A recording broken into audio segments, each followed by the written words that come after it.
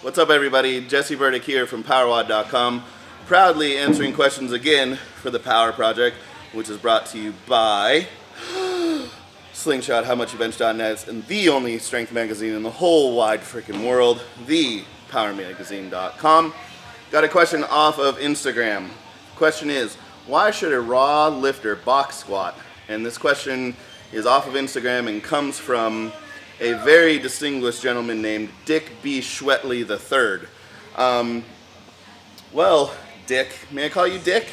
Box squatting is important for anyone, whether it be a powerlifter or even an athlete. What we're trying to do in a box squat is to have a static position overcome by a dynamic position, or a dynamic movement, more or less. So what it's going to allow us to do, it's going to allow us to train musculature in a different way than a free squat or even a pause squat is going to.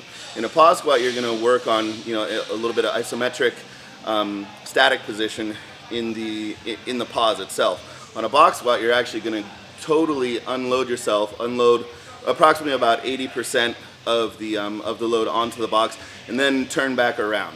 So what it's going to allow you to do is going to allow you to hit depth properly.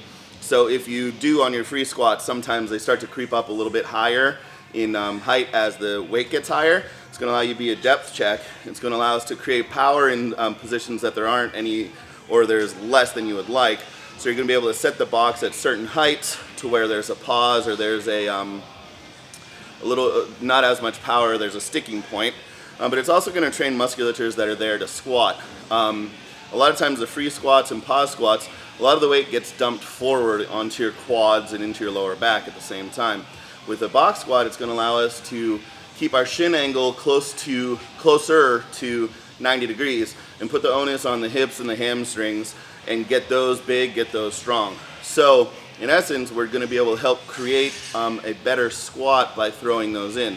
Now, how do you do that? How can you, as a raw squatter, should you totally sell out and use the box squat at all times? Absolutely not. What I like to do, and what I know Mark likes to do, is go in kind of waves. 1 to 2 week waves of using a free squat, a pause squat, and then a box squat. And then you can go ahead and rotate around those. Combining all three of those is really going to be where the magic is. You're going to get a full rounded squat without getting burnout on any one of them, and go ahead and progress your lifts forward from week to week. It's also going to allow you to use different sorts of loads. And along those lines, you can use different bars, accommodating resistance, etc.